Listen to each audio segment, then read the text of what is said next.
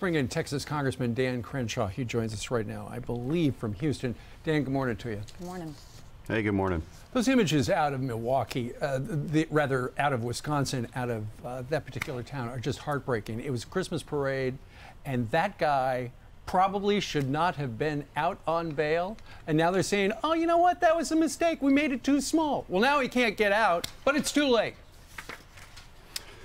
Yeah, it is too late for 6 people who died and dozens other who lost their lives. This is a really sickening tragedy. The person who did it's a really sick individual, and I think why it infuriates so many people is because it was so preventable. You know, even the DA from that town actually knew this would happen. He's on the record saying, yes, of course this could kill people. People could die, yes, but it's worth it because social justice and stuff. All right, I'm paraphrasing, but he basically said, yes, he knew this would happen. Well, it did happen. And look, this happens all over the country. In my home city of Houston here, law enforcement tells me all the time that suspects can just laugh at them when they get caught. Just laugh at them. Even violent offenders can just laugh at them because they know they're going to get off on some easy bail. And this is not how our justice system is supposed to work. Look, nonviolent offenders, you see Republicans and Democrats working together to make sure that there's some leniency for them. But for violent offenders, people that are a danger to the public, people like this guy who tried to run over the mother of his child just a few weeks earlier, they're going to let him out so he can run over a bunch of other people. It's really sickening. And I'll tell you what, I'm not that conspiratorial, but it is pretty obvious that there's people like George Soros who are funding these far-left radical DAs and prosecutors around the country in the tunes of millions of dollars. And you got to get out and vote for these local elections, people, because that's how you stop this. Right. So I want you to hear what John Chisholm said. He's the guy responsible for this low bail. Is there going to be this is what he said earlier in 2007 when he talked about this whole jail reform. Is there going to be an individual I divert or I put into a treatment program who's going to go kill somebody? Yes, you bet. Guaranteed. It's guaranteed to happen. It does not invalidate the overall approach. He went on to say that he claims to have inspired a wave of progressive prosecutors like him who believe that. Boston, Philadelphia, St. Louis, San Francisco, they all designed similar programs after his as he broke a glass ceiling. What's your reaction to this trend, not isolated incident? Well, that's exactly what I've been saying. I mean, I basically paraphrased him about right. Okay, he said it was still worth it because, and why? Because of this social justice pathology that they engage in. They don't see justice the same as our founders did, as we do, where justice should be applied neutrally and to everyone in a universal and fair process. This is not how they see things. They see some people as needing benefits over others. It's a very pathological ideology, and it's dangerous. It's dangerous because it leads to situations like this, and I think America's finally waking up to this. Unfortunately, it's unfortunate things like this happen, but God, I hope it's a wake-up call that you need to get involved in those local elections. You know, in many states we elect judges, you elect DAs. You got to get involved in those. Well, you think when something like this happens, these folks, these prosecutors, these DAs would be remorseful, but then you hear a statement like that, you're like, no, he knew this was going to happen and he was okay with it. How someone like this can sleep at night. Let's talk about Kyle Rittenhouse, which is about an hour away from where that Christmas massacre happened.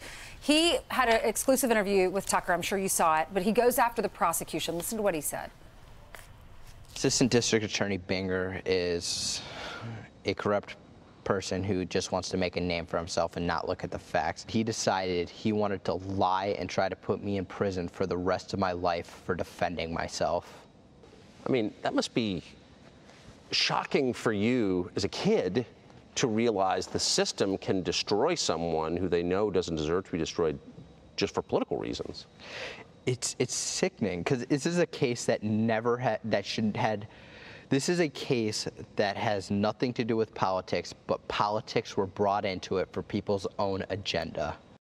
Dan, after you hear that, what are your thoughts? Well, he's completely right. I mean, we all saw the clips of that prosecution, and it was a clown show. I mean, they made the most absurd arguments. At one point, he said, you lose your right to self-defense once you bring a gun, which, of course, is not true. That's not how self-defense works, especially when somebody else instigated the attack on you, and there was clearly a riot and burning of buildings going on. But these are the kind of things he said. He would question Kyle Rittenhouse and say, oh, well, why were you running? Why were you in such a hurry? And Kyle would quip back, well, because there was a fire. You know, as you know, they tried to paint this picture of what was on the ground, which is just completely untrue. And thank God Kyle is out. I feel bad for him. You know, let's not forget also another corrupt lawyer, Lynn Wood. Lynn Wood, who is a longtime grifter, let Kyle Rittenhouse rot in jail for almost 3 months before getting him out. Why? So he could continue to make money and make a name for himself. So it is really deeply unfortunate that all of this happened to Kyle, and I'm glad he's out. I hope he goes to Nicholas Salmon route and just went and looked at everything from James Madison University and things they said, the communications division on down, and he holds people accountable. As you know, he sued and won. We don't know the details because that was part of the settlement. The other big story, I think, was what Joe Biden said yesterday. He basically was telling us the whole problem, stocking our shelves, no issue, and the whole issue about getting our gifts not going to be a problem. Listen to him yesterday. All these concerns a few weeks ago, there'd not be ample food available for Thanksgiving. So many people talked about that, understandably. But families can rest easy. Grocery stores are well stocked with turkey and everything else you need for Thanksgiving.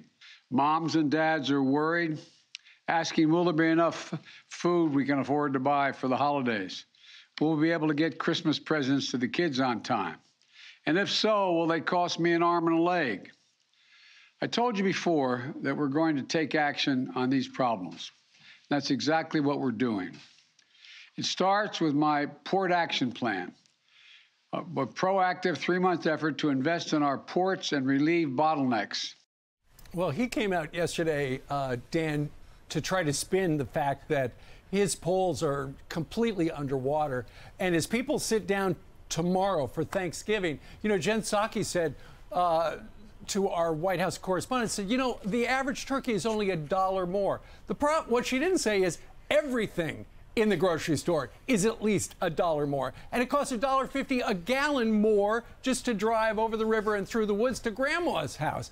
This is impacting everybody across the country. And while he had said, you know, my policies won't impact anybody making less than $400,000, it impacts everybody. Yeah, look, every business leader I talk to says inflation isn't going away anytime soon, right. not under these conditions. And I would love to hear more about this port plan and what Biden plans on doing. It sounds like it's about 6 months too old. We've known about, he just names something and says it's nice. We're going to invest. Well, investments are long term. What are you doing right now? You know, there's especially at a place like the LA port, there's a lot of additional regulations that cause those bottlenecks. Right. You know, what are you doing to get people back into the workforce? What are you doing to get more truckers on the road? You know, and by the way, there's actual tangible legislation in the Congress that we've long tried to pass that would help these things. They just don't do it. You know, Pete Buttigieg was on leave for months. This administration has become a joke, and no, this inflation isn't going away anytime soon. A lot of estimates are that this Thanksgiving will be about 15 to 20% more expensive than before, and it's demand-driven inflation, and all they want to do is pump more money back into the system, wasteful money, through the Build Back Better plan. You know, right now there's $4.7 trillion in people's checking accounts across America. That's 3 times more than pre-pandemic levels. Okay, so there was a 35% increase in individual transfers from government to people over the last year. So this should help you understand where this is coming from and why we have a worker shortage, because people can afford to stay at home because they've been given lots and lots of checks by the government. And this has to stop. Even if it doesn't feel nice, it has to stop because it's been driving this problem. So what is your advice? Thanksgiving's tomorrow. We're all going to be cooking today and tomorrow. When you go to the Thanksgiving table, exactly. When you go to your Thanksgiving table and you're sitting next to your Democratic uncle or whatever, what's your advice? Well, thanks for asking, and I think this is a timely question. So, first thing is, don't get into a political debate with your family. All right, that's rule number 1. Right. Now, rule number 2, if you can't adhere to rule number 1, rule number 2 is ask well-intentioned questions. Try to understand where they're coming from. And in doing so, you'll accomplish a couple things. 1, you'll better understand their argument and then how to counter it. But 2, if you ask the right questions, you might lead them to your conclusion, but on their own. 3, anticipate their best arguments. Don't straw man their arguments. Don't use the slogans that we say and attach them to their argument. Try to use their best arguments and then prepare yourself with the facts and the counter arguments for those best arguments. Don't talk past each other, and don't be afraid to concede a good point if they make one. Okay, that leads to a good, healthy discussion. Next, frame the argument in a way that helps them understand the core of your beliefs. So if you're arguing about taxation, you can take a step back and say, look, conservatives believe that we should tax people the least amount possible so that government has just enough money to do what it's supposed to do.